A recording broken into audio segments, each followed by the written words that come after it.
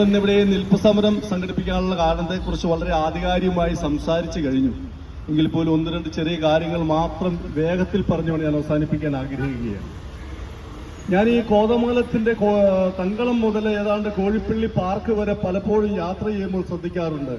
ഈ രണ്ട് സൈഡിലും അനേകം മദ്യപാന്മാരും മദ്യമായി കഴിച്ച് അബോധാവസ്ഥയിൽ കിടക്കുന്ന കാര്യം കണ്ടിട്ടുണ്ട്. ശരി, അത് പ്രായമായവരാ പോട്ടെ.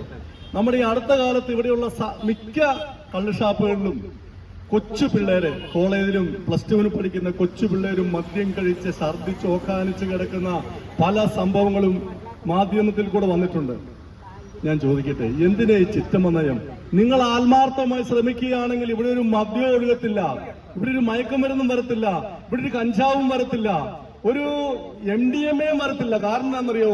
നിങ്ങൾ അതിന് വീതം പറ്റുന്നുണ്ടെന്നാണ് ഞങ്ങൾ മനസ്സിലാക്കുന്നത്. ആത്മാർത്ഥമായി വർക്ക് ചെയ്യുന്ന ഉദ്യോഗസ്ഥന്മാരാണെങ്കിൽ ഒരിക്കലും ഇവിടെ കഞ്ചാവ് വിൽക്കാൻ പോകത്തില്ല. ഇവിടെ കഞ്ചാവ് വിൽക്കുന്ന പലരെയും പിടിക്കുന്ന പോലുമില്ല.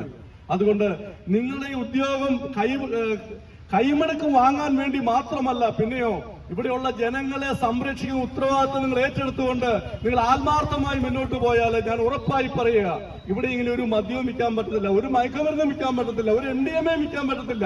കഴിഞ്ഞ ദിവസം TV-യിൽ ഒരു പയ്യന്റെ വാർത്ത വന്നു. അവന്റെ മേലൊക്കെ മുള്ളുകൊണ്ട് പയ്യെ പോറിച്ചിട്ടൊരു പൊടി ആ മുറിവിൽ തേച്ച് കഴിഞ്ഞാൽ 24 മണിക്കൂർ നേരത്തെ അവന് ഒരു കുഴപ്പവുമില്ല. ഞാൻ ചോദിക്കട്ടെ, ഇവിടെ എന്തോരം പേര് മദ്യത്തിന് അടിമയായി, എന്തോരം പേര് മയക്കുമരുന്ന് അടിച്ച് എന്തോരം പേര് ഇവിടെ പിടിക്കുന്നു? ആർക്കെങ്കിലും കൃത്യമായ ശിക്ഷ നിങ്ങൾ കൊടുക്കുന്നുണ്ടോ?